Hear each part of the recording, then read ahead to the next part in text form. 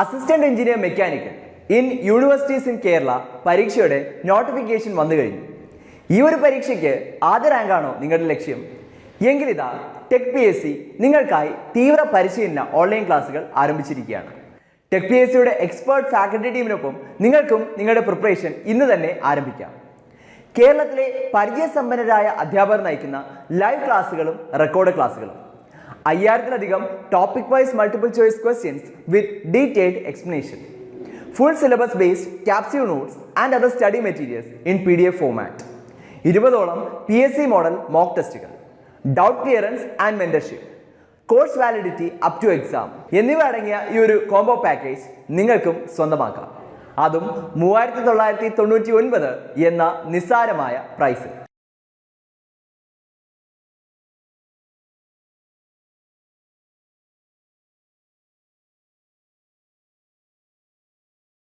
Hello everyone, ഈ വീഡിയോയിൽ നമ്മൾ ഡിസ്കസ് ചെയ്യുന്ന ടോപ്പിക് മെട്രോളജി. മെട്രോളജിയിൽ നമുക്ക് ഇമ്പോർട്ടൻ്റ് ആയിട്ട് മെട്രോളജിയുടെ ബേസിക്സ്, ഡിഫറെൻറ്റ് മെഷറിംഗ് മെത്തേഡ്സിൻ്റെ ക്ലാസിഫിക്കേഷൻസ്, ഡിഫറെൻറ്റ് മെഷറിംഗ് ഇൻസ്ട്രുമെൻറ്റിൻ്റെ ക്ലാസിഫിക്കേഷൻസ്, ഇമ്പോർട്ടൻ്റ് മെഷറിംഗ് ഇൻസ്ട്രുമെൻറ്റ്സ്, ഇത്രയും കാര്യങ്ങളാണ് നമുക്ക് ഈ ടോപ്പിക്കിൽ ഡിസ്കസ് ചെയ്യാനുള്ളത്. അപ്പോൾ എന്താ മെട്രോളജി, അല്ലെങ്കിൽ എന്താണ് മെട്രോളജി എന്നുള്ള ടേം മീൻ ചെയ്യുന്നത്? ഈ മെട്രോളജി എന്നുള്ള ടേം വരുന്നത് മെഷർ എന്ന മീനിങ് വരുന്ന ഒരു ഗ്രീക്ക് വേർഡിൽ നിന്നാണ്. അപ്പോൾ മെഷർമെന്റുമായിട്ട് റിലേറ്റഡ് ആണ് മെട്രോളജി എന്ന് പറയുന്നത്. മെട്രോളജി എന്ന് പറയുന്നത് മെഷർമെന്റ് അല്ലെങ്കിൽ മെഷറിംഗ് പ്രോസസ്സുമായിട്ട് റിലേറ്റഡ് ആണ്. അപ്പോൾ എന്താ മെഷറിംഗ് പ്രോസസ്സ് എന്ന് അല്ലെങ്കിൽ മെഷർമെന്റ് എന്ന് പറയുന്നത്? നമുക്കറിയാം, ഏതൊരു ഒബ്ജക്റ്റിനെയും അല്ലെങ്കിൽ എന്തിനേയും നമുക്ക് മനസ്സിലാവുന്ന തരത്തിൽ എക്സ്പ്രസ് ചെയ്യണമെങ്കിൽ അതിനെ നമ്പേഴ്സിന്റെ ടേംസിൽ എക്സ്പ്രസ് ചെയ്യണം, അല്ലെങ്കിൽ ഒരു ക്വാണ്ടിറ്റേറ്റീവ് ഇൻഫർമേഷൻ ആയിട്ട് എക്സ്പ്രസ് ചെയ്താലാണ് നമുക്ക് അത് മനസ്സിലാവുള്ളൂ. അപ്പോൾ അങ്ങനെ ഒരു ഒബ്ജക്റ്റിനെ അല്ലെങ്കിൽ ഒരു പ്രോപ്പർട്ടീനെ നമ്പേഴ്സിന്റെ ടേംസിൽ എക്സ്പ്രസ് ചെയ്യുന്ന അല്ലെങ്കിൽ ഒരു ക്വാണ്ടിറ്റേറ്റീവ് ഇൻഫർമേഷൻ ആയിട്ട് എക്സ്പ്രസ് ചെയ്യുന്ന പ്രോസസ്സിനെയാണ് നമ്മൾ മെഷർമെന്റ് എന്ന് പറയുന്നത്. അല്ലെങ്കിൽ മെഷർമെന്റ് നമ്മൾ മറ്റൊരു രീതിയിൽ പറഞ്ഞു കഴിഞ്ഞാൽ, ഒരു അൺനോൺ ക്വാണ്ടിറ്റിയെ ഒരു നോൺ ക്വാണ്ടിറ്റി, അതായത് ഒരു സ്റ്റാൻഡേർഡുമായിട്ട് കമ്പയർ ചെയ്തിട്ട് ആ സ്റ്റാൻഡേർഡിന്റെ ടേംസിൽ എക്സ്പ്രസ് ചെയ്യുന്നതിനെയാണ് നമ്മൾ മെഷർമെന്റ് പ്രോസസ്സ് അല്ലെങ്കിൽ മെഷർമെന്റ് എന്ന് പറയുന്നത്. അപ്പോൾ ഈ സയൻസ് ഓഫ് മെഷർമെന്റിനെയാണ് നമ്മൾ എന്ത് പറയുന്നത്? മെട്രോളജി എന്ന് പറയുന്നത്. ഇപ്പോൾ മെട്രോളജി നമുക്ക് എങ്ങനെ ഡിഫൈൻ ചെയ്യാം? The science of measurement is called metrology. അപ്പോൾ നമ്മൾ പറഞ്ഞു, ഈ മെഷർമെന്റ് പ്രോസസ്സിൽ നമ്മൾ ഒരു അൺനോൺ ക്വാണ്ടിറ്റിയെ ഒരു സ്റ്റാൻഡേർഡ് ക്വാണ്ടിറ്റിയുമായിട്ട് കമ്പയർ ചെയ്തിട്ട് ആ സ്റ്റാൻഡേർഡ് ക്വാണ്ടിറ്റിയുടെ ടേംസിൽ എക്സ്പ്രസ് ചെയ്യും. അപ്പോൾ ഇങ്ങനെ ഒരു സ്റ്റാൻഡേർഡ് ക്വാണ്ടിറ്റി അല്ലെങ്കിൽ ഒരു യൂണിറ്റിന്റെ ടേംസിൽ എക്സ്പ്രസ് ചെയ്യാൻ വേണ്ടി നമുക്ക് എന്ത് വേണം? ഒരു യൂണിറ്റ് വേണം. അതുപോലെ ഈ വാല്യൂ മെഷർ ചെയ്യാൻ വേണ്ടിയിട്ടുള്ള ഒരു ഇൻസ്ട്രുമെന്റും വേണം. മെട്രോളജിയിൽ പ്രോപ്പർ ആയിട്ടുള്ള ഇൻസ്ട്രുമെന്റ് വേണം, പ്രോപ്പർ ആയിട്ടുള്ള സ്റ്റാൻഡേർഡ് യൂണിറ്റ്സ് വേണം. അപ്പോൾ മെട്രോളജിയുടെ ഒബ്ജക്റ്റീവ്സ് എന്ന് പറയുന്നത് ഇതൊക്കെയാണ്. അപ്പോൾ ഇമ്പോർട്ടന്റ് ഒബ്ജക്റ്റീവ്സ് പറയുകയാണെങ്കിൽ, selection of proper measuring instruments. ഒന്ന്, selection of proper measuring instrument.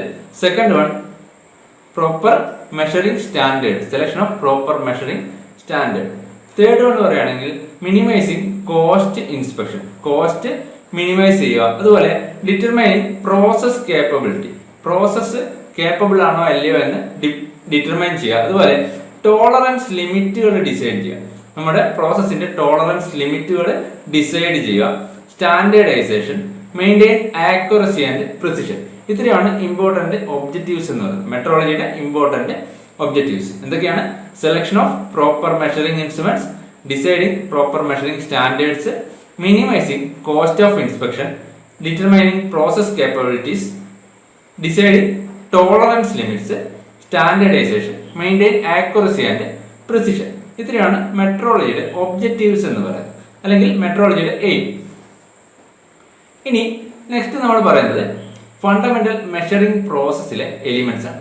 ഒരു ഫണ്ടമെന്റൽ അല്ലെങ്കിൽ ബേസിക് മെഷറിംഗ് പ്രോസസ്സിൽ 3 എലിമെന്റ് ആണ് ഉള്ളത്: മെഷർമെന്റ്, കമ്പാരറ്റർ, റഫറൻസ്. അതായത് ഒരു മെഷർമെന്റ് സിസ്റ്റത്തിലെ 3 ഇമ്പോർട്ടന്റ് എലിമെന്റ്സ് എന്ന് പറയുന്നത് എന്തൊക്കെയാണ്? മെഷറന്റ്, കമ്പാരറ്റർ, റഫറൻസ്. ഈ മെഷറന്റ് എന്ന് വെച്ചാൽ നമ്മൾ എന്ത് ആണോ മെഷർ ചെയ്യേണ്ടത്, അല്ലെങ്കിൽ നമുക്ക് അൺനോൺ ക്വാണ്ടിറ്റിനെയാണ് നമ്മൾ എന്ത് പറയുന്നത്? മെഷറന്റ് എന്ന് പറയുന്നത്. നമുക്ക് മെഷർ ചെയ്യേണ്ട അൺനോൺ ക്വാണ്ടിറ്റിയാണ് മെഷറന്റ് എന്ന് പറയുന്നത്. ഇനി കമ്പാരറ്റർ ഈ മെഷറന്റിനെ നമ്മുടെ ഒരു റഫറൻസ് അല്ലെങ്കിൽ സ്റ്റാൻഡേർഡുമായിട്ട് കമ്പയർ ചെയ്യും. തേർഡ് വൺ ആണ് റഫറൻസ്. റഫറൻസ് എന്ന് വെച്ചാൽ ഈ മെഷറന്റ് കമ്പയർ ചെയ്യുന്ന പ്രീഡിഫൈൻഡ് നോൺ ക്വാണ്ടിറ്റിനെയാണ് അല്ലെങ്കിൽ സ്റ്റാൻഡേർഡിനെയാണ് നമ്മൾ എന്ത് പറയുന്നത്? റഫറൻസ് എന്നത്. റഫറൻസ് അല്ലെങ്കിൽ സ്റ്റാൻഡേർഡ്. പ്രീ ഡിഫൈൻഡ് ക്വാണ്ടിറ്റി ആണ് ഈ റെഫറൻസ് അല്ലെങ്കിൽ സ്റ്റാൻഡേർഡ് എന്ന് പറയുന്നത്. ഈ റെഫറൻസുമായിട്ടാണ് നമ്മൾ എന്ത് ചെയ്യുന്നത്, മെഷർമെന്റിനെ കമ്പയർ ചെയ്യുന്നത്. ഫൈനലി റെഫറൻസിന്റെ ടേംസിൽ അല്ലെങ്കിൽ സ്റ്റാൻഡേർഡ് യൂണിറ്റിലാണ് നമ്മൾ മെഷേർഡ് ക്വാണ്ടിറ്റിയെ എക്സ്പ്രസ് ചെയ്യുന്നത്. അപ്പൊ ഈ റെഫറൻസ് ആണ് നമ്മുടെ സ്റ്റാൻഡേർഡ് എന്ന് പറയുന്നത്.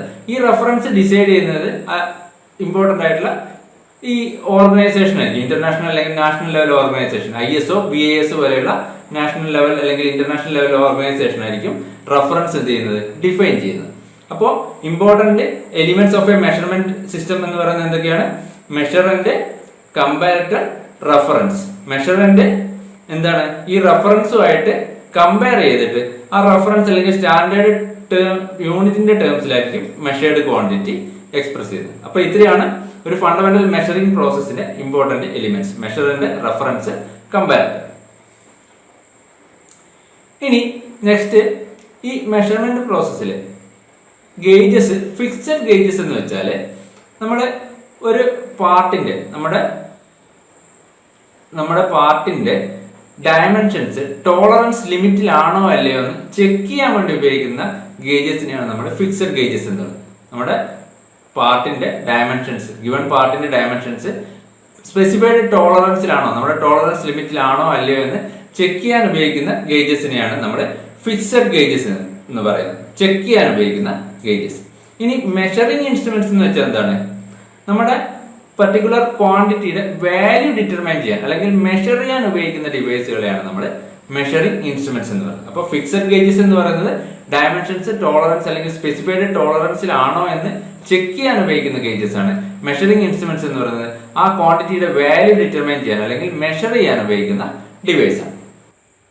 ഇനി നെക്സ്റ്റ് നമ്മൾ പറയുന്നത് characteristics of measurement system.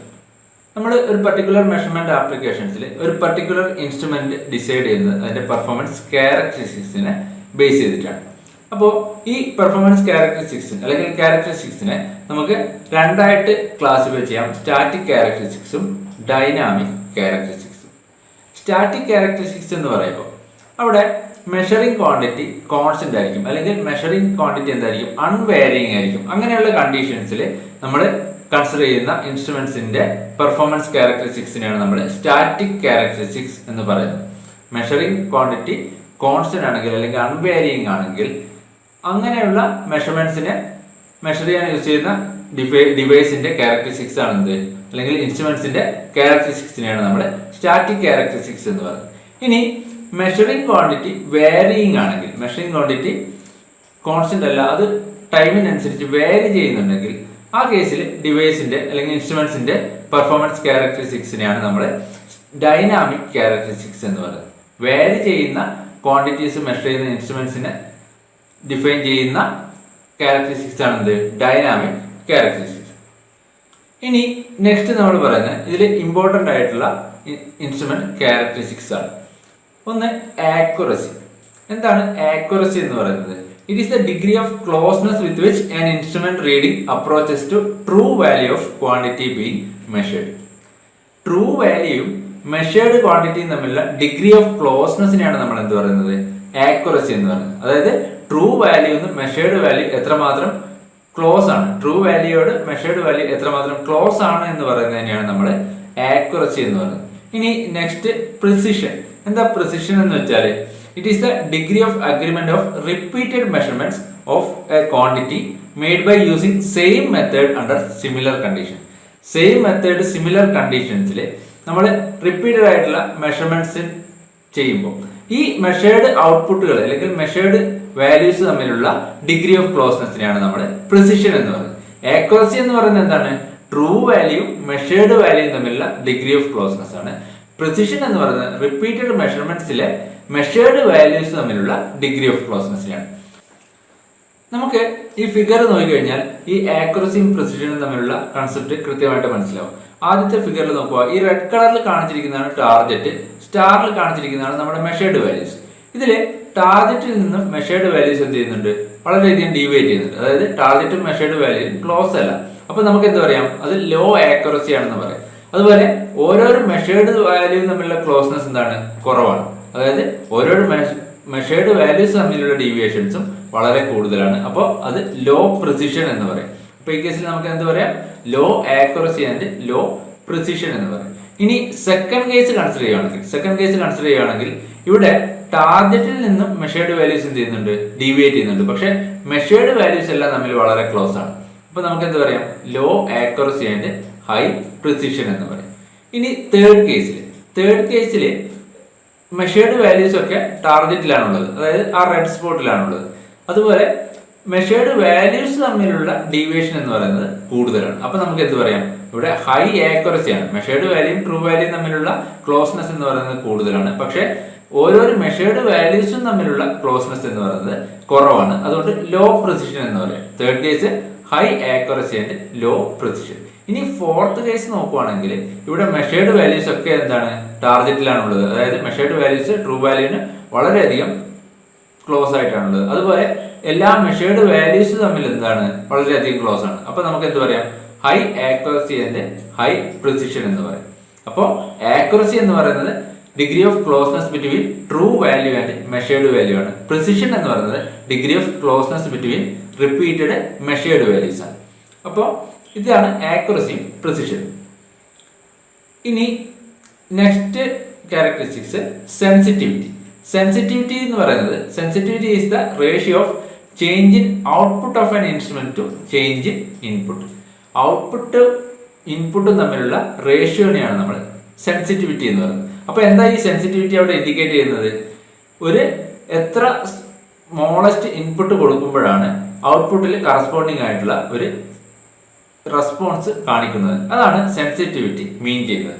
Smallest change in measured value to which instrument respond ചെയ്യുന്ന സ്മോളസ്റ്റ് വാല്യൂ ഓഫ് ഇൻപുട്ടിനെയാണ് നമ്മൾ സെൻസിറ്റിവിറ്റി കൊണ്ട് ഇൻഡിക്കേറ്റ് ചെയ്യുന്നത്. അപ്പൊ സെൻസിറ്റിവിറ്റി നമുക്ക് എന്ത് പറയാം, ratio of change in output of instrument to change in input. ഇനി നെക്സ്റ്റ് റിപ്പീറ്റബിലിറ്റി എന്ന് പറയുന്നത് എന്താണ്, the degree of closeness of output readings when same input is applied repetitively over a short period of time with the same measurement condition, same instrument, same observer, same location and same condition of use maintained throughout.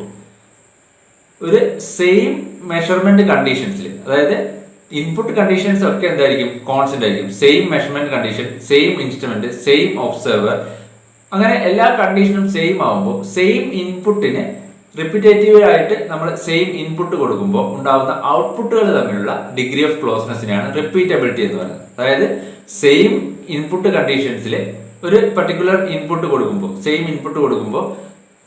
Same output produce ചെയ്യാനുള്ള എബിലിറ്റിനെയാണ് നമ്മൾ എന്ത് പറയുന്നത്, റിപ്പീറ്റേറ്റീവ്ലി എന്ന് പറയുന്നത്. ഇവിടെ എന്താണ്, input conditions constant ആണ്. Same input conditions ആയിരിക്കും. അങ്ങനെയാണെങ്കിൽ പ്രൊഡ്യൂസ് ചെയ്യുന്ന ഔട്ട്പുട്ടുകൾ തമ്മിലുള്ള ഡിഗ്രി ഓഫ് ക്ലോസ്നെസ്സിനെയാണ് നമ്മൾ റിപ്പീറ്റബിലിറ്റി എന്ന് പറയുന്നത്.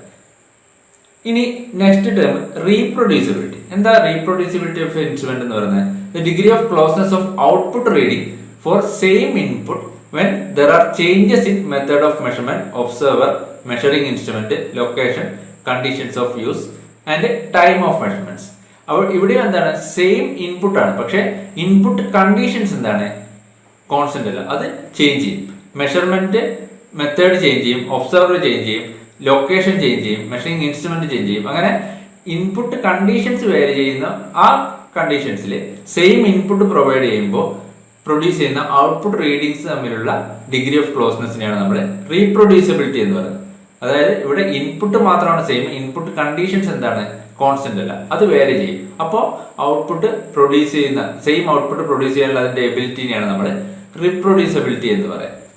അപ്പോൾ എന്തായിരിക്കും, മെഷർമെന്റ് കണ്ടീഷൻസ് കോൺസ്റ്റന്റ് ആണെങ്കിൽ എന്താണ്, റീപീറ്റബിലിറ്റി ആണ്. മെഷർമെന്റ് കണ്ടീഷൻസ് കോൺസ്റ്റന്റ് ആണെങ്കിൽ റിപ്പീറ്റബിലിറ്റിയും, മെഷർമെന്റ് കണ്ടീഷൻസ് വേരി ചെയ്യുന്നുണ്ടെങ്കിൽ നമുക്ക് അതിനെ എന്ത് പറയാം, റീപ്രൊഡ്യൂസിബിലിറ്റി എന്ന് പറയാം. റിപ്പീറ്റബിലിറ്റി എന്ന് പറയുമ്പോൾ സെയിം മെഷർമെന്റ് കണ്ടീഷൻസിൽ സെയിം ഇൻപുട്ടിന് സെയിം ഔട്ട്പുട്ട് പ്രൊഡ്യൂസ് ചെയ്യാനുള്ള എബിലിറ്റിനെയാണ് നമ്മൾ റിപ്പീറ്റബിലിറ്റി എന്ന് പറയുന്നത്. ഇനി റീപ്രൊഡ്യൂസിബിലിറ്റി എന്ന് പറയുന്നത് എന്താണ്, ഡിഫറെന്റ് മെഷർമെന്റ് കണ്ടീഷനിൽ സെയിം ഇൻപുട്ടിന് സെയിം ഔട്ട്പുട്ട് പ്രൊഡ്യൂസ് ചെയ്യാനുള്ള എബിലിറ്റിനെയാണ് നമ്മൾ റീപ്രൊഡ്യൂസിബിലിറ്റി എന്ന് പറയുന്നത്. ഇനി നെക്സ്റ്റ് ആണ് റേഞ്ച് അല്ലെങ്കിൽ സ്പാൻ. നെക്സ്റ്റ് ക്യാരക്ടറിസ്റ്റിക്സ് റേഞ്ച് അല്ലെങ്കിൽ span. Range of an instrument എന്ന് പറയുന്നത് the minimum and maximum values of a quantity that instrument is design to measure. Instrument design ചെയ്തിരിക്കുന്ന മിനിമം അല്ലെങ്കിൽ മാക്സിമം വാല്യൂ ഓഫ് ക്വാണ്ടിറ്റി. ഇൻസ്ട്രുമെന്റിന് measure ചെയ്യാൻ പറ്റുന്ന minimum അല്ലെങ്കിൽ maximum value of ക്വാണ്ടിറ്റിനെയാണ് നമ്മൾ റേഞ്ച് അല്ലെങ്കിൽ സ്പാൻ എന്ന് പറയുന്നത്. റേഞ്ച് നമ്മൾ എക്സ്പ്രസ് ചെയ്യുന്നത് അതിന്റെ മിനിമം ലിമിറ്റും മാക്സിമം ലിമിറ്റും. ഇപ്പൊ ടെമ്പറേച്ചർ ആണെങ്കിൽ ഒരു 0°C മുതൽ 100°C വരെ മെഷർ ചെയ്യാൻ പറ്റുന്ന ഒരു തെർമോമീറ്റർ ആണെങ്കിൽ അതിന്റെ റേഞ്ച് എന്ന് പറയുന്നത് 0° to 100°C ആയിരിക്കും. സ്പാൻ നമ്മൾ ഈ മിനിമം വാല്യൂന്റെയും മാക്സിമം വാല്യൂന്റെയും ഡിഫറൻസ് ആയിട്ടാണ് പറയുന്നത്. അതായത് സ്പാൻ എന്ന് പറയുന്നത് 100°C മൈനസ് 0°C, അതായത് സ്പാൻ എന്ന് പറയുന്നത് 100 ആയിരിക്കും. നമ്മൾ റേഞ്ച് പറയുന്നത് മിനിമം ലിമിറ്റും മാക്സിമം ലിമിറ്റും ആയിട്ടാണ്. സ്പാൻ പറയുന്നത് അതിന്റെ ഡിഫറൻസ് ആയിട്ടാണ്. മിനിമം ലിമിറ്റിന്റെയും മാക്സിമം ലിമിറ്റിന്റെയും ഡിഫറൻസ് ആയിട്ടാണ് സ്പാൻ പറയുന്നത്. അപ്പോൾ റേഞ്ച് എന്ന് പറയുന്നത് എന്താണ്?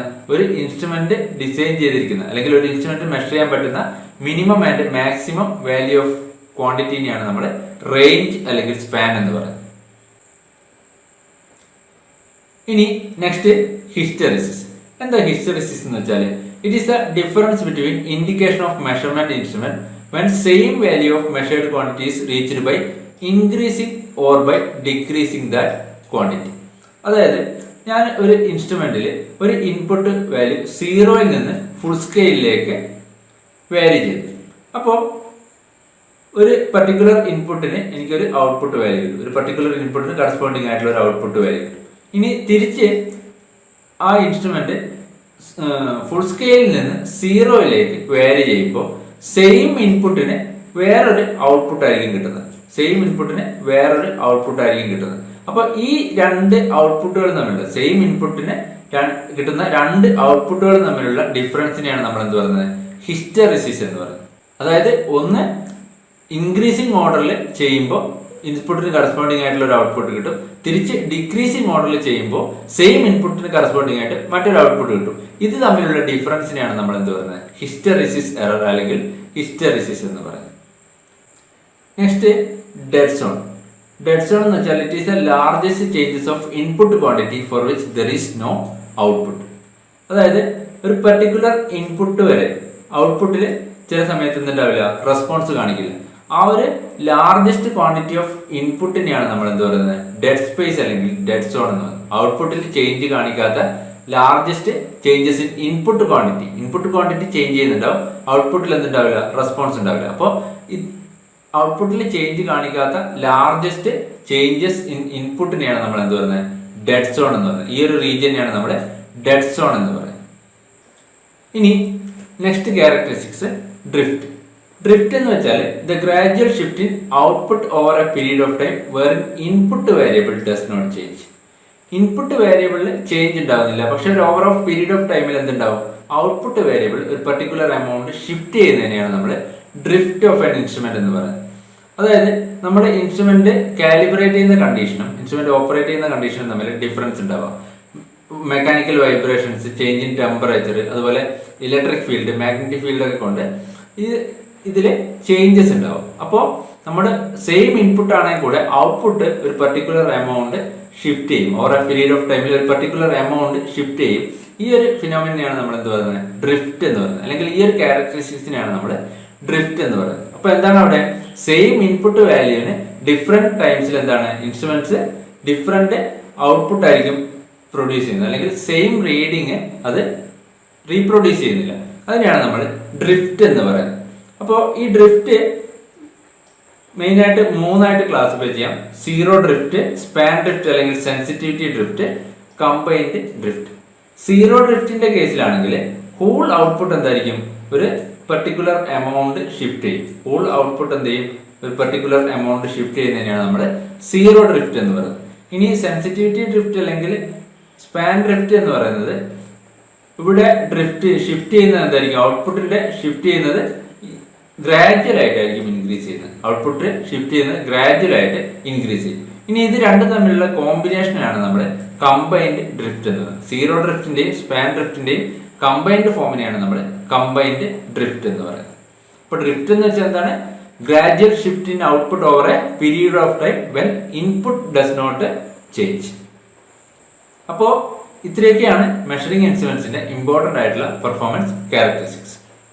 ഇനി നെക്സ്റ്റ് എറർ ഇൻ മെഷർമെന്റ്സ്. നമുക്കറിയാം ഒരു മെഷർമെന്റിൽ എറർ എന്ന് പറയുന്നത് എന്താണ്? Difference between measured value and true value. True value measured value തമ്മിലുള്ള ഡിഫറൻസിനെയാണ് നമ്മൾ എന്ത് പറയുന്നത്? എറർ എന്ന് പറയുന്നത്. ഈ എറേഴ്സിനെ നമുക്ക് മെയിൻ ആയിട്ട് രണ്ട് തരത്തിൽ ക്ലാസിഫൈ ചെയ്യാം. സിസ്റ്റമാറ്റിക് എററും റാൻഡം എറർ. ഇങ്ങനെ രണ്ടായിട്ട് ക്ലാസിഫൈ ചെയ്യാം, systematic error and random error. ഇതിൽ സിസ്റ്റമാറ്റിക് എറർ എന്ന് പറയുന്നത് ഒരു ഫിക്സഡ് എമൗണ്ട്, ട്രൂ വാല്യൂ ഒരു ഫിക്സഡ് എമൗണ്ട് ഡീവിയേറ്റ് ചെയ്യുന്ന ടൈപ്പ് എറേഴ്സിനെയാണ് നമ്മൾ സിസ്റ്റമാറ്റിക് എറർ എന്ന് പറയുന്നത്. A type of error that deviate by a fixed amount from true value of measurement. True value ഒരു ഫിക്സഡ് എമൗണ്ട് ഡീവിയേറ്റ് ചെയ്യുന്ന ടൈപ്പ് എറർ. ഇത് സാധാരണ എക്സ്പെരിമെന്റൽ മിസ്റ്റേക്സ് കൊണ്ടുണ്ടാകുന്ന എറേഴ്സ് ആയിരിക്കും. അതായത് ഇൻസ്ട്രുമെന്റ്സിൽ നിന്നായിരിക്കും കൂടുതലും ഈ ടൈപ്പ് എറേഴ്സ് വരുന്നത്. സിസ്റ്റമാറ്റിക് എറർ എന്താണ്? നമുക്ക് എലിമിനേറ്റ് ചെയ്യാൻ പറ്റും, കൺട്രോൾ ചെയ്യാൻ പറ്റും. സിസ്റ്റമാറ്റിക് എറർ നമുക്ക് മാഗ്നിറ്റ്യൂഡും ഡയറക്ഷൻ എന്ത് ചെയ്യാൻ പറ്റും? കൺട്രോൾ ചെയ്യാൻ പറ്റുന്ന എററാണ്. അപ്പോൾ ഇതെന്താണ്? കൺട്രോളബിൾ ആയിട്ടുള്ള എറേഴ്സിനെയാണ് നമ്മൾ സിസ്റ്റമാറ്റിക് എറർ എന്ന് പറയുന്നത്. അപ്പോൾ എത്രമാത്രം സിസ്റ്റമാറ്റിക് എറർ നമ്മൾ മിനിമൈസ് ചെയ്യുന്നു അത്രമാത്രം ആക്യുറേറ്റ് ആണ് നമ്മുടെ മെഷർമെന്റ് എന്ന് പറയാം. സിസ്റ്റമാറ്റിക് എറർ എത്രമാത്രം മിനിമൈസ് ചെയ്യുന്നു അത്രമാത്രം ആക്യുറേറ്റ് ആണ് എന്ന് നമുക്ക് പറയാം. അപ്പോൾ ഇതാണ് സിസ്റ്റമാറ്റിക് എറർ എന്ന് പറയുന്നത്. ഇവിടെ എന്തായിരിക്കും? ട്രൂ വാല്യൂന്ന് ഒരു ഫിക്സഡ് എമൗണ്ട് ഡീവിയേറ്റ് ചെയ്യുന്ന ടൈപ്പ് എറേഴ്സ് ആയിരിക്കും. അതുകൊണ്ട് തന്നെ ഇങ്ങനെ ഫിക്സഡ് എമൗണ്ട് ഡീവിയേറ്റ് ചെയ്യുന്നതുകൊണ്ട് തന്നെ നമുക്കൊരു സ്റ്റാറ്റിസ്റ്റിക്കൽ ടൂൾ അല്ലെങ്കിൽ സ്റ്റാറ്റിസ്റ്റിക്കൽ മെത്തേഡ് വെച്ചിട്ട് നമുക്ക് എന്ത് ചെയ്യാൻ പറ്റില്ല? സിസ്റ്റമാറ്റിക് എറർ ഡിറ്റർമൈൻ ചെയ്യാൻ പറ്റില്ല, എലിമിനേറ്റ് ചെയ്യാൻ പറ്റില്ല. അതുകൊണ്ട് തന്നെ എന്താണ്? റിപ്പീറ്റേറ്റീവ് ആയിട്ടുള്ള മെഷർമെന്റ്സ് കാരണവും നമുക്ക് സിസ്റ്റമാറ്റിക് എറർ അവോയ്ഡ് ചെയ്യാൻ പറ്റില്ല. അപ്പോൾ സിസ്റ്റമാറ്റിക് എറർ എന്ന് പറയുന്നത് എന്താണ്? ഒരു ഫിക്സഡ് എമൗണ്ട് ഓഫ് എറർ ആണ്. അത് കൺട്രോളബിൾ ആയിട്ടുള്ള ടൈപ്പ് എറർ ആണ്. മെയിൻ ആയിട്ട് സിസ്റ്റമാറ്റിക് എറേഴ്സിന്റെ റീസൺ എന്ന് പറയുന്നത് കാലിബ്രേഷൻ എറേഴ്സ് കൊണ്ട് സിസ്റ്റമാറ്റിക് എറർ ഉണ്ടാവാം. അതുപോലെ ആംബിയന്റ് കണ്ടീഷൻസ് കാരണം, ആംബിയന്റ് കണ്ടീഷൻസിൽ ഉണ്ടാകുന്ന ചേഞ്ച് കാരണം സിസ്റ്റമാറ്റിക് എറർ ഉണ്ടാവാം. പിന്നെ അവോയ്ഡബിൾ ആയിട്ടുള്ള എറേഴ്സ്, അതായത് ഡാറ്റ എറർ, പാരലാക്സ് എറർ, റീഡിംഗിൽ ഉണ്ടാകുന്ന എറർ, ഇതൊക്കെ കൊണ്ട് സിസ്റ്റമാറ്റിക് എറർ ഉണ്ടാവും. അപ്പോൾ സിസ്റ്റമാറ്റിക് എററിന്റെ കാര്യത്തിൽ നമ്മൾ ഓർത്തു വെക്കേണ്ടത് അത് ഒരു ഫിക്സഡ് എമൗണ്ട് ഓഫ് എറർ ആണ്. കൺട്രോൾ ചെയ്യാനും എലിമിനേറ്റ് ചെയ്യാനും പറ്റുന്ന ടൈപ്പ് എറേഴ്സിനെയാണ് നമ്മൾ സിസ്റ്റമാറ്റിക് എറർ എന്ന് പറയുന്നത്. ഇനി next one random error. Random error എന്ന് പറയുമ്പോൾ പേര് പോലെ തന്നെ റാൻഡംലി ഒക്കർ ചെയ്യുന്ന എറേഴ്സിനെയാണ് നമ്മൾ റാൻഡം എറർ എന്ന് പറയുന്നത്. ഇത് അൺഅവോയ്ഡബിൾ എറർ ആണ്. നമുക്ക് എന്ത് ചെയ്യാൻ പറ്റില്ല? എലിമിനേറ്റ് ചെയ്യാൻ പറ്റില്ല. റാൻഡം എറർ നമുക്ക് എലിമിനേറ്റ് ചെയ്യാൻ പറ്റാത്ത ടൈപ്പ് എറേഴ്സ് ആണ് റാൻഡം എറർ. ഇതിന്റെ കോഴ്സ് നമുക്ക് കൃത്യമായിട്ട് എന്ത് ചെയ്യാൻ പറ്റില്ല? ഡിസൈഡ് ചെയ്യാൻ പറ്റില്ല. അതുകൊണ്ട് തന്നെ ഇത് എലിമിനേറ്റ് ചെയ്യാൻ പറ്റില്ല. പക്ഷേ റാൻഡം എറർ നമുക്ക് എന്ത് ചെയ്യാൻ പറ്റും? മിനിമൈസ് ചെയ്യാൻ പറ്റും. അതായത് റിപ്പീറ്റേറ്റീവ് ആയിട്ടുള്ള റീഡിങ്സ് എടുത്തുകൊണ്ട് അല്ലെങ്കിൽ ട്രയലിന്റെ നമ്പർ ഇൻക്രീസ് ചെയ്തുകൊണ്ട് നമുക്ക് എന്ത് ചെയ്യാൻ പറ്റും? റാൻഡം എറർ മിനിമൈസ് ചെയ്യാൻ പറ്റും. ഇത് സാധാരണ ഗതിയിൽ നോർമൽ അല്ലെങ്കിൽ ഗോസിയൻ ഡിസ്ട്രിബ്യൂഷനിലായിരിക്കും ഉണ്ടാവുക. റാൻഡം എറർ നോർമൽ അല്ലെങ്കിൽ ഗോസിയൻ ഡിസ്ട്രിബ്യൂഷനിലാണ് ഉണ്ടാവുക. അതുകൊണ്ട് തന്നെ നമുക്കൊരു സ്റ്റാറ്റിസ്റ്റിക്കൽ മെത്തേഡ് ഉപയോഗിച്ചിട്ട് റാൻഡം എറർ ഡിറ്റർമൈൻ ചെയ്യാനും അത് മിനിമൈസ് ചെയ്യാനും പറ്റും. അപ്പോൾ റാൻഡം എറർ നോക്കുകയാണെങ്കിൽ ഇതുപോലെയാണ് ഉണ്ടാവുക, ഈ കർവിൽ കൊടുത്തതുപോലെ. ഇവിടെ എന്താണ്? നമ്പർ ഓഫ് ട്രയൽസ് ഇൻക്രീസ് ചെയ്യുമ്പോൾ നമുക്ക് ഈ റാൻഡം എററിന്റെ മാഗ്നിറ്റ്യൂഡ് എന്ത് ചെയ്യാൻ പറ്റും? മിനിമൈസ് ചെയ്യാൻ പറ്റും. നമ്പർ ഓഫ് ട്രയൽസ് ഇൻക്രീസ് ചെയ്ത് കഴിഞ്ഞാൽ, അതായത് റിപ്പീറ്റേറ്റീവ് ആയിട്ട് റീഡിങ്സ് എടുക്കുമ്പോൾ നമുക്ക് റാൻഡം എറർ മിനിമൈസ് ചെയ്യാൻ പറ്റും. അപ്പോൾ ഇത്രയും കാര്യങ്ങൾ ഇവിടെ ഓർത്ത് വെക്കുക. സിസ്റ്റമാറ്റിക് എറർ എന്ന് പറയുന്നത് ഒരു ഫിക്സഡ് എമൗണ്ട് ഓഫ് എറർ ആണ്. അത് കൺട്രോളബിൾ ആണ്. നമുക്ക് എന്ത് ചെയ്യാൻ പറ്റും? മിനിമൈസ് ചെയ്യാനും പറ്റും. റാൻഡം എറർ എന്ന് പറയുന്നത് റാൻഡംലി ഒക്കർ ചെയ്യുന്ന എറർ ആണ്. അത് അൺഅവോയ്ഡബിൾ അല്ലെങ്കിൽ എലിമിനേറ്റ് ചെയ്യാൻ പറ്റാത്ത ടൈപ്പ് എറർ ആണ് റാൻഡം എറർ. ഇനി next classification of method of measurements. Different quantities measure ചെയ്യാൻ വേണ്ടി നമ്മൾ ഡിഫറെന്റ് മെഷർമെന്റ് ടെക്നിക്സ് ആണ് യൂസ് ചെയ്യുക. അപ്പോൾ നമുക്ക് മെഷർമെന്റ് ടെക്നിക്സിനെ ഇമ്പോർട്ടന്റ് ആയിട്ടും രണ്ടായിട്ട് ക്ലാസിഫൈ ചെയ്യാം: ഡയറക്റ്റ് മെഷർമെന്റും ഇൻഡയറക്റ്റ് മെഷർമെന്റ്. ഡയറക്റ്റ് മെഷർമെന്റ് എന്ന് വെച്ചാൽ വാല്യൂ ഓഫ് ക്വാണ്ടിറ്റി, നമുക്ക് മെഷർ ചെയ്യേണ്ട ക്വാണ്ടിറ്റിയുടെ വാല്യൂ ഡയറക്റ്റ് ആയിട്ട് ഒബ്റ്റെയിൻ ചെയ്യുന്ന ടൈപ്പ് മെഷർമെന്റിനാണ് ഡയറക്റ്റ് മെഷർമെന്റ് എന്ന് പറയുന്നത്. അതായത് ഇവിടെ നമ്മളൊരു അൺനോൺ ക്വാണ്ടിറ്റി നോൺ ക്വാണ്ടിറ്റി അല്ലെങ്കിൽ സ്റ്റാൻഡേർഡുമായിട്ട് ഡയറക്റ്റ്ലി കമ്പയർ ചെയ്തിട്ട് നമുക്ക് അൺനോൺ ക്വാണ്ടിറ്റിയുടെ വാല്യൂ ഡയറക്റ്റ് ആയിട്ട് കിട്ടുകയാണ് ചെയ്യുന്നത്. ഇങ്ങനെയുള്ള ടൈപ്പ് മെത്തേഡ് ഓഫ് മെഷർമെന്റിനെയാണ് നമ്മൾ ഡയറക്റ്റ് മെഷർമെന്റ് എന്ന് പറയുന്നത്. അതായത് the value of quantities obtained directly by comparing unknown with standard. സ്റ്റാൻഡേർഡുമായിട്ട് കമ്പയർ ചെയ്തിട്ട് നമുക്ക് എന്ത് കിട്ടും? അൺനോൺ ക്വാണ്ടിറ്റി ഡയറക്റ്റ് ആയിട്ട് കിട്ടും. അതായത് നമ്മളൊരു സ്റ്റീൽ റൂൾ വെച്ചിട്ട് ഒരു ലെങ്ത് മെഷർ ചെയ്യുന്നു, അപ്പോൾ നമുക്ക് എന്ത് കിട്ടും? ലെങ്ത് ഡയറക്റ്റ് ആയിട്ട് കിട്ടും. അല്ലെങ്കിൽ ഒരു പ്രൊട്രാക്ടർ വെച്ചിട്ട് ഒരു ആംഗിൾ മെഷർ ചെയ്യുന്നു, അവിടെയൊക്കെ എന്താണ്? ഡയറക്റ്റ് ആയിട്ട് നമുക്ക് വാല്യൂ കിട്ടുവാണ്, അൺനോൺ ക്വാണ്ടിറ്റിയുടെ വാല്യൂ കിട്ടുവാണ്. അങ്ങനെയുള്ള ടൈപ്പ് മെഷർമെന്റിനെയാണ് നമ്മൾ ഡയറക്റ്റ് മെഷർമെന്റ് എന്ന് പറയുന്നത്.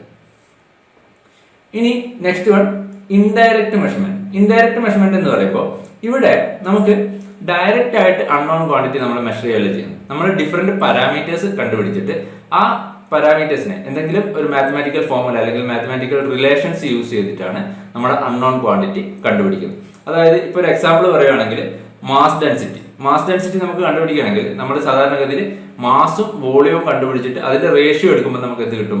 Mass density of A substance കിട്ടും. ഇങ്ങനെ ഇൻഡയറക്റ്റ് ആയിട്ട് കണ്ടുപിടിക്കുന്നതിനെയാണ് നമ്മൾ ഇൻഡയറക്റ്റ് മെത്തേഡ് എന്ന് പറയുന്നത്. ഇവിടെ എന്താണ്? ഒരു മാത്തമാറ്റിക്കൽ ഫോർമുല നമ്മൾ യൂസ് ചെയ്യുന്നുണ്ടാവും. ഡയറക്റ്റ് മെത്തേഡിൽ നമ്മൾ എന്താണ്? ഡയറക്റ്റ് വാല്യൂ കിട്ടുകയാണ്. അവിടെ നമുക്ക് മാത്തമാറ്റിക്കൽ ഫോർമുലയോ അല്ലെങ്കിൽ മാത്തമാറ്റിക്കൽ റിലേഷൻ ഒന്നുമില്ല. പക്ഷെ ഇവിടെ എന്താണ്? നമുക്കൊരു ഇൻഡയറക്റ്റ് ആയിട്ട് മറ്റുള്ള പാരാമീറ്റേഴ്സ് കണ്ടുപിടിച്ചിട്ട് അത് ഒരു മാത്തമാറ്റിക്കൽ റിലേഷൻസ് യൂസ് ചെയ്തിട്ടാണ് നമ്മൾ അൺനോൺ ക്വാണ്ടിറ്റി കണ്ടുപിടിക്കുന്നത്. അപ്പോൾ ഇതാണ് ഇമ്പോർട്ടൻ്റ് ആയിട്ടുള്ള രണ്ട് ടൈപ്പ് മെത്തേഡ് ഓഫ് മെഷർമെന്റ്സ്. ഇനി നെക്സ്റ്റ് നമ്മൾ പറയുന്നത് ക്ലാസിഫിക്കേഷൻ ഓഫ് മെഷറിംഗ് ഇൻസ്ട്രുമെന്റ്സ്. നമുക്ക് ഈ മെട്രോളജി എന്നുള്ള ടോപ്പിക്കിൽ വളരെ ഇമ്പോർട്ടൻ്റ് ആയിട്ട് കുറച്ച് മെഷറിംഗ് ഇൻസ്ട്രുമെന്റ്സ് പഠിക്കാനുണ്ട്. നമ്മൾ ആദ്യം അതിന്റെ ക്ലാസിഫിക്കേഷൻ ആണ് പറയുന്നത്. ഫംഗ്ഷനെ ബേസ് ചെയ്തിട്ട് മെഷറിംഗ് ഇൻസ്ട്രുമെന്റ്സിനെ നമുക്ക് length measuring instruments, angle measuring instruments, geometrical form checking instruments, surface finish checking instruments, ഇങ്ങനെ നാലായിട്ട് തിരിക്കാം. Length measuring instruments, angle measuring instruments, geometrical form checking instruments, surface finish checking instrument. ഇനി ആക്യുറസിയുടെ ബേസിൽ നമുക്ക് most accurate instruments, moderate accurate instruments, below moderate accurate instrument. ആക്യുറസിയുടെ ബേസിൽ നമുക്ക് മൂന്നായിട്ട് തിരിക്കാം: most accurate, moderate accurate, below moderate accurate. ഇനി പ്രിസിഷന്റെ ബേസിസിലാണെങ്കിൽ precision measuring instruments, non precision measuring instruments, ഇങ്ങനെ രണ്ടായിട്ട് ക്ലാസിഫൈ ചെയ്യാം. ഇനി ഒരു പ്രൊഡക്റ്റ് ഇന്റർചേഞ്ചബിൾ ആയിരിക്കണമെങ്കിൽ അതിന്റെ ഡയമെൻഷൻസിൽ പ്രിസൈസ് കൺട്രോൾ റിക്വയർഡ് ആണ്. അതായത് ഇൻസ്ട്രുമെന്റ്സ് എന്തായിരിക്കണം? വളരെ പ്രിസൈസ് ആയിരിക്കണം. ഇങ്ങനെയുള്ള ഇൻസ്ട്രുമെന്റ്സ് ആണ്, ഇമ്പോർട്ടന്റ് ഇൻസ്ട്രുമെന്റ്സ് ആണ് vernier caliper, micrometer, slip gauges ഒക്കെ. ഇതൊക്കെ എന്താണ്? ഹൈ പ്രിസിഷൻ ഇൻസ്ട്രുമെന്റ്സ് ആണ്. ഇനി നോൺ പ്രിസിഷൻ ഇൻസ്ട്രുമെന്റ്സിന്റെ എക്സാമ്പിൾസ് പറയുകയാണെങ്കിൽ engineer steel rule, feeler gauges, ഇതൊക്കെ എന്താണ്? നോൺ പ്രിസിഷൻ ഇൻസ്ട്രുമെന്റിന്റെ കാറ്റഗറിയിൽ വരുന്നത്. അപ്പോൾ മെട്രോളജി എന്ന ടോപ്പിക്കിൽ ബേസിക് ആയിട്ട് നമുക്ക് ഇത്രയും കാര്യങ്ങളാണ് ഈ പാർട്ടിൽ നമ്മൾ ഡിസ്കസ് ചെയ്യുന്നത്. ഇനി ഇതിൽ നമുക്ക് ഡിസ്കസ് ചെയ്യാനുള്ളത് ഇമ്പോർട്ടന്റ് ആയിട്ടുള്ള മെഷറിംഗ് ഇൻസ്ട്രുമെന്റ്സ് ആണ്. അത് നമ്മൾ നെക്സ്റ്റ് പാർട്ടിൽ ഡിസ്കസ് ചെയ്യും. അപ്പോൾ ഇത്രയും കാര്യങ്ങൾ കൃത്യമായിട്ട് ഓർത്ത് വെക്കുക. Thank you.